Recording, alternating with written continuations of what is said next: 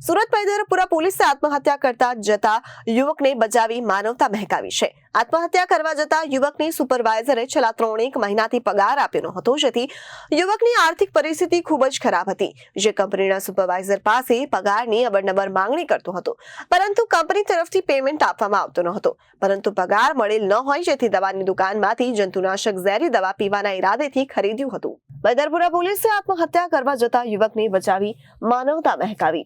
આત્મહત્યા કરવા જતા યુવકને સુપરવાઇઝરે છેલ્લા 3 મહિનાથી પગાર આપ્યો ન હતો, જેથી યુવકની આર્થિક પરિસ્થિતિ ખૂબ જ ખરાબ હતી। જે કંપનીના સુપરવાઇઝર પાસે પગારની અવારનવાર માંગણી કરતો હતો, પરંતુ કંપની તરફથી પેમેન્ટ આપવામાં ન આવતું હતું, પરંતુ પગાર મળેલ ન હોય, જેથી દવાની દુકાનમાંથી જંતુનાશક ઝેરી દવા પીવાના ઈરાદેથી ખરીદ્યું હતું। જે સુપરવાઇઝરને દવાનો ફોટો પાડી વોટ્સઅપ કર્યું હતું।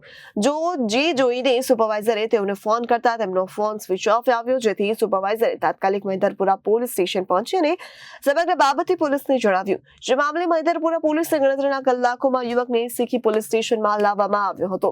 અહીં પોલીસે કંપની સાથે વાત કરી અને યુવકને તાત્કાલિક 3 મહિનાની સેલરી 24,000 અપાવ્યું। યુવક હિરેનકુમાર દિનેશભાઈ પંડ્યા કે જેઓ કંપનીમાં વોચમેન તરીકે કામ કરતા હતા। Bureau report Janadesh news, Surat.